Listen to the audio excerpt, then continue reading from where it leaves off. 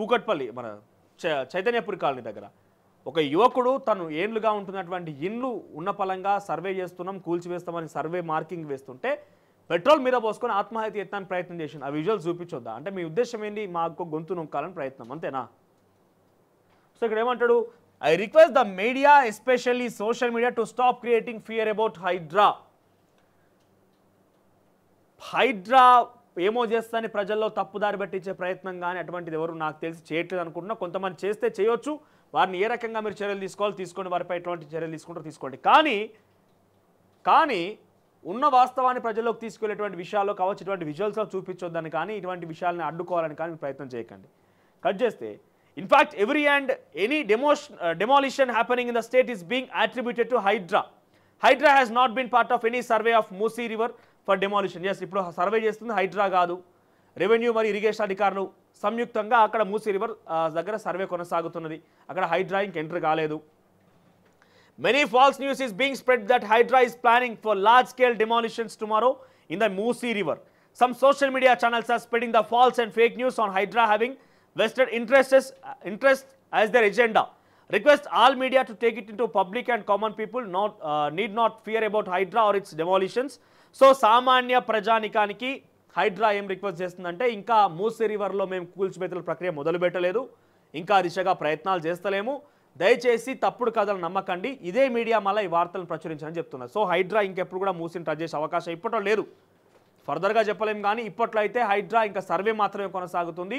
అది చేసేటువంటి అధికారులు హైడ్రా కాదు, రెవెన్యూ మరియు ఇరిగేషన్ అధికారులు సంయుక్తంగా స్థానికంగా కలెక్టర్లు ఎంఆర్ఓ సహకారంతో ప్రస్తుతం సర్వేలు కొనసాగుతున్నాయి మూసీ రివర్ పరివాహక ప్రాంతంలో.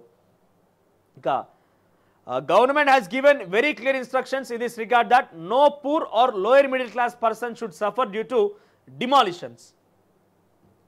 అంటే సామాన్య మధ్య తరగతి బీద ప్రజలకి డిమాలిషన్ కారణంగా హైడ్రా కారణంగా ఇబ్బందులు తలెత్తకూడదనేది ప్రభుత్వం చెప్పుకొచ్చిందని చెప్పి ఆయన చెప్తున్నాడు. మీరు కూల్చేస్తున్న దగ్గర సున్నం చెరువు దగ్గర రిచ్చా వాళ్ళు? లేదు కాదు కూడదనుకుంటే అక్కడ పటేల్గూడలో వాళ్ళందరూ రిచ్చా? లేకపోతే ఇక్కడ ఈ కుక్కటిపల్లి దగ్గర ఈ బాధితురాలు బుచ్చమ్మ అనే మహిళ ఆమె రిచ్చా? వాళ్ళందరూ సామాన్య ఇక్కడ ఈ బాధితుడు ఎవరైతే ఏడుస్తున్నాడో దుఃఖిస్తున్నాడో ఈ తండ్రి రిచ్చా? వీళ్ళందరూ రిచ్చా?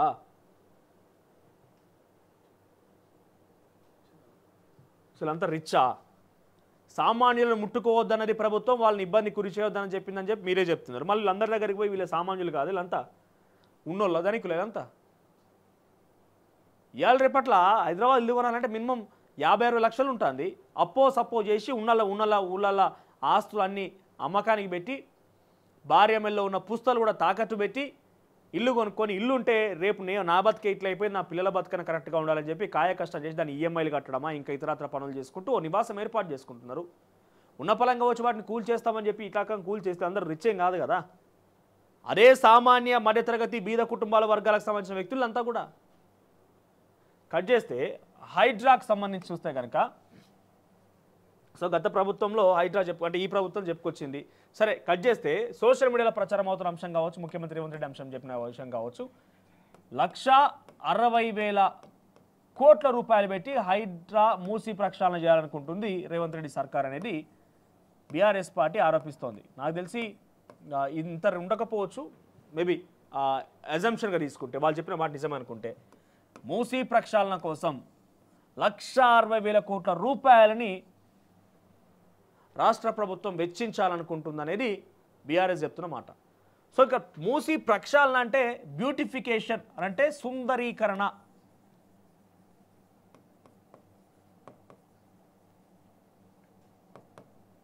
బ్యూటిఫికేషన్ సుందరీకరణ పనులు అంటే ఈ మూసీ నదిలో ఇండ్లకు సంబంధించిన డ్రైనేజీ చెత్త చెదారం మొత్తం కలుస్తున్నది. సో ఈ మూసీని ప్రక్షాళన చేయాలనేది ఇక్కడ ముఖ్యమంత్రి రేవంత్ రెడ్డి యొక్క ముఖ్యమైన ఆలోచన. దానికోసమైన గతంలో అదేంది ఒక సమిట్కి పెద్ద ఎత్తున పోయినప్పుడు సమిట్ తర్వాత రష్యాకు పోయి రష్యాలో ఉన్నటువంటి కొన్ని నదిని రష్యానా ఇంకేదో వేరే విదేశాలకు పోయి అక్కడ నదులను సందర్శించి అక్కడ బ్యూటిఫికేషన్ పనులు ఎట్లా ఉన్నాయి ఏందని సందర్శించి వచ్చిండు. సో ఇప్పుడు ఏంటి బ్యూటిఫికేషన్ అంటే సుందరీకరణ. 1,60,000 కోట్లు. ఈ పాయింట్ మీరు గుర్తుపెట్టుకోండి. 1,60,000 కోట్లు బ్యూటిఫికేషన్ సుందరీకరణ.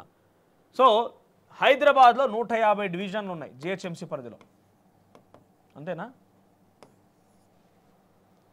150 డివిజన్లు ఉన్నాయి హైదరాబాద్ పరిధిలో. సో ఈ 150 డివిజన్ల ఎన్ని డివిజన్స్ ఈ మూసీ పరిధిలోకి వస్తాయి?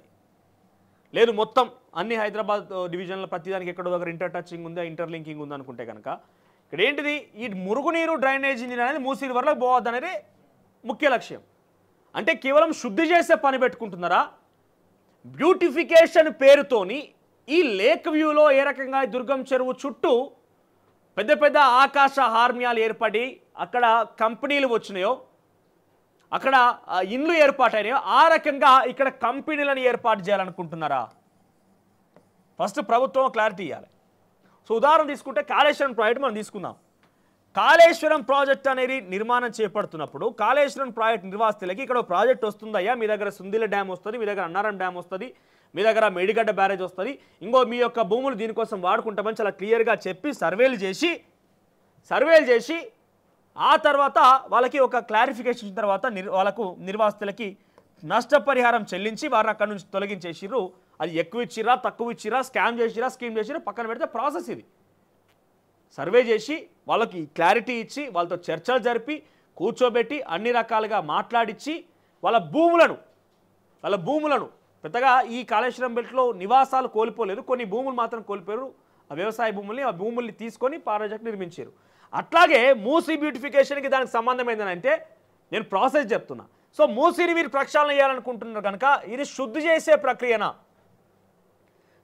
చేసే ప్రక్రియనా లేదు కాదు కూడదనుకుంటే దాంట్లో కంపెనీలు ఏర్పాటైతే అసలు ఏం చేయాలనుకుంటున్నారు అక్కడ అనేది ఒకటి క్లారిటీ ఇవ్వండి రాష్ట్ర ప్రజానికానికి, మూసీని పరివాహక ప్రాంత ప్రజలకైనా.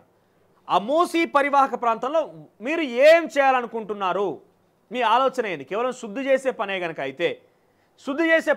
అయితే ఈ 150 డివిజన్లో గలటువంటి ఈ అంశాలని డ్రైనేజీ నీరుని ఈ మూసీ నదిలోకి పోనీయకుండా సరిపోద్ది కదా, డ్రైనేజీ వ్యవస్థని మూసీ నదిలోకి పోనీయకుండా సరిపోతుంది. అంటే ఈ 1,60,000 కోట్లు ఏదైతే ఖర్చు పెట్టాలనుకుంటారో నిజానికి పెట్టాలనుకుంటే, ఇది నా ఒక ఒపీనియన్, కొంతమంది విశ్లేషకులు కొంతమందితో చర్చించిన తర్వాత వచ్చిన ఒక ఆలోచన, మీరు మూసీని ప్రక్షాళన చేయండి, మూసీని శుద్ధి చేయండి, కానీ ఆ పేరు చెప్పి ఇన్నోని కొలగొడుతున్నారు కదా, దానికి ప్రాసెస్ అంటూ ఉంటుంది. సర్వే చేస్తున్నారు, అక్కడ ఏం చేయాలనుకుంటున్నారు, ఏం పెట్టాలనుకుంటున్నారు అనేది ప్రజానికానికి చెప్పాలి కదా, కనీసం అక్కడ ప్రజలకన్నా తెలవాలి కదా. కట్ చేస్తే ఈ 150 డివిజన్లు కనుక నిజంగానే ఆ మూసీ పరిధిలో ఉంటే కనుక యావరేజ్గా ఒక్కో డివిజన్కి 10 కోట్లు పెట్టండి, లేదు 20 కోట్లు పెట్టండి. 20 కోట్లు పెట్టినా 10 కోట్లు పెట్టినా లేదు ఒక్కొక్క దానికి సుమారుగా 50 కోట్లు పెట్టుకొచ్చినా ఇట్లా ఇంత డబ్బు ఖర్చు కాదు. ఓ 50,000 కోట్లు 60,000 కోట్లు అవుతుంది మొత్తం. ఏం చేయాలి? ఈ డ్రైనేజ్ సిస్టమ్ సంబంధించి ఈ ఏరియాలో డ్రైనేజ్ సిస్టాన్ని మూసీలో కలవకుండా మీరు అడ్డుకునే ప్రయత్నం చేయండి. నాకు తెలిసి డైరెక్ట్గా మూసీలోకి పోవు, డ్రైనేజ్ అంతా డైరెక్ట్గా మూసీలోకి ఏం పోదు, ఇప్పుడైతే ఆ సిస్టమ్ లేదనుకుంటా నాకు తెలిసి అయితే. సో దాన్ని అడ్డుకునే ప్రయత్నం చేయండి.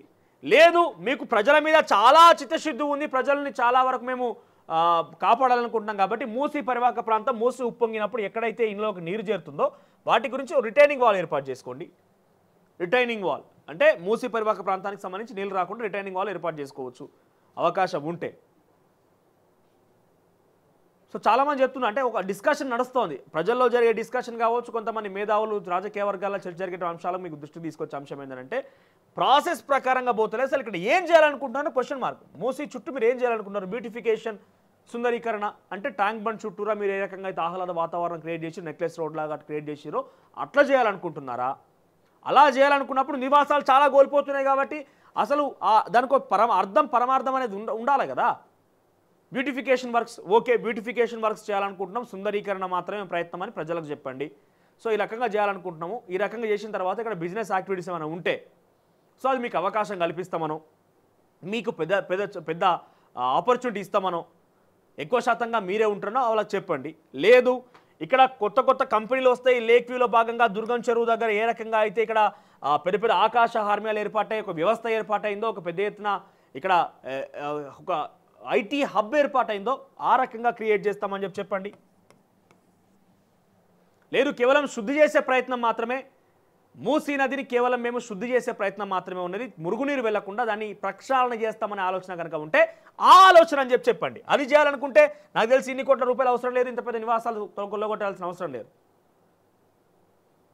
సో అసలు క్లారిటీ ప్రభుత్వం నుంచి ప్రజలకు క్లారిటీ కావాల్సిన అవసరం ఉంది. సో ఈ క్లారిటీ ఇచ్చిన తర్వాత మీరు ప్రజలతో చర్చించి ఆ నిర్వాసితులతో మాట్లాడి ఎస్ ఇంకో అయ్యా మేము సుందరీకరణ పనులు చేయాలనుకుంటున్నాం అంటే ఇది ఒక ఆల్టర్నేట్ సోర్స్గా కూడా ఉంటుంది. కొట్టుకపోవడు సవరయ్య చేసుడే కాదు, అంత ఆవేదన వ్యక్తం చేస్తున్నారు కదా, వాళ్ళని కనీసం ఒక్కసారి పోయి కన్విన్స్ చేయలేరా? ముఖ్యమంత్రి మాట్లాడితే వాళ్ళు కన్విన్స్ కారా? ఏకంగా ముఖ్యమంత్రి వాళ్ళ ఇళ్ళలోకి పోయి మీకు భరోసాని ఇస్తే అక్కడ ఉన్నటువంటి వాళ్ళు కన్విన్స్ కాలేరా? సర్వే చేస్తున్నాం అంటున్నారు, ఇప్పుడు ఇంకేం మొదలు కాలేదు. సర్వేనే ఇంత తీవ్రంగా ప్రజానికం అడ్డుకుంటున్నారంటే రేపటి రోజున నిజానికి మీరు అక్కడ డెమాలిషింగ్ యాక్టివిటీ స్టార్ట్ చేస్తే ఇంకా ఏ స్థాయిలో అక్కడ విద్వేగాలు విధ్వంసాలు జరుగుతాయి, ఉద్వేగభరితమైన దృశ్యాలు మనం చూడాల్సి వస్తుందో ఊహిస్తేనే చాలా ఇబ్బందికరంగా ఉన్నది.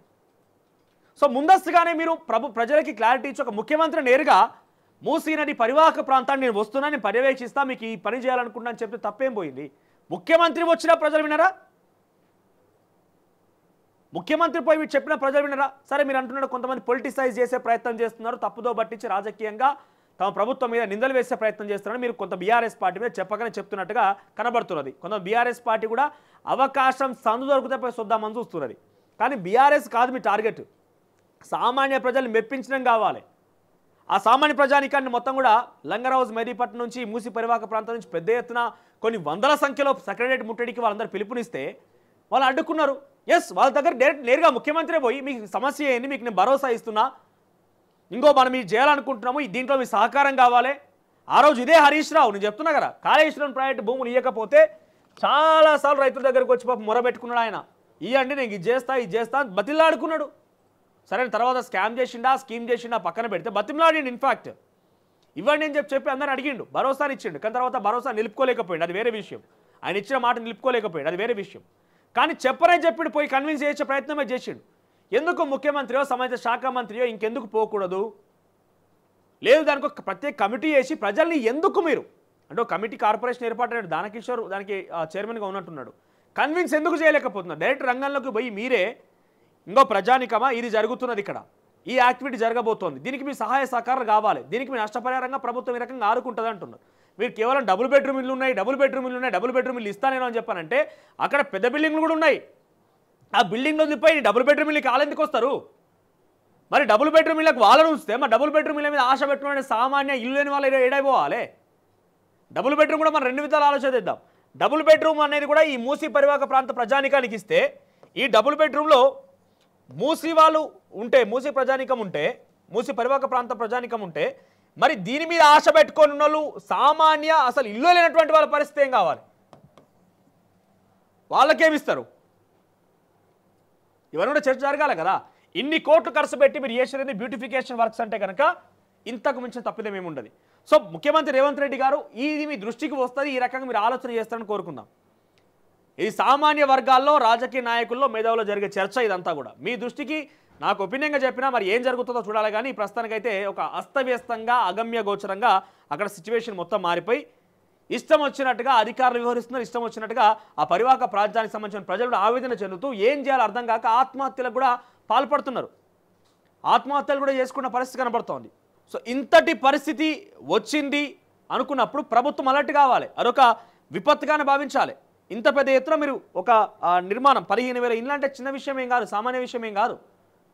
సో ఆ నీళ్లను కూల్చివేయబోతున్నారు, సర్వే చేస్తున్నారు, సర్వే తర్వాత ఈ డబుల్ బెడ్రూమ్లకు తరలిస్తారన్నప్పుడు డెఫినెట్గా ఆదుకునే ప్రయత్నం చేయాలి. వాళ్ళతో కనీసం పిలిచి మాట్లాడండి, తప్పేమున్నది. ముఖ్యమంత్రి పైన కూడా కన్విన్స్ కారా? అసలైన తొలి వెలుగు. ఫాలో వాట్సాప్ @తొలి వెలుగు official.